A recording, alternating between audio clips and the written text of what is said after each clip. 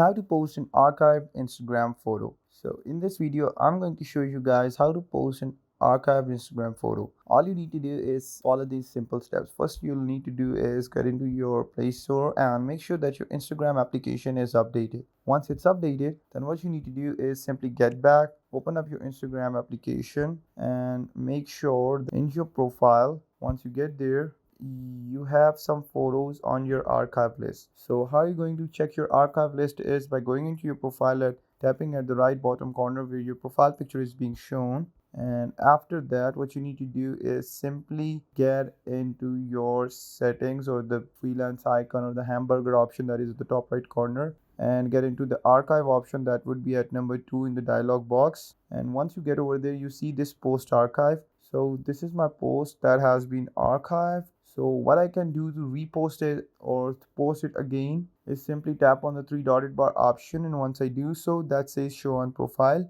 And once it does, you see when I'll get back to my profile, that thing would be there. So there it is. So this is how you post an archived Instagram photo. I hope you guys liked the video and find it informative. And if you guys still have any question or query to ask, just comment down below. I would love to answer that. And don't forget to like, comment, share, and subscribe the YouTube channel of How to Digital.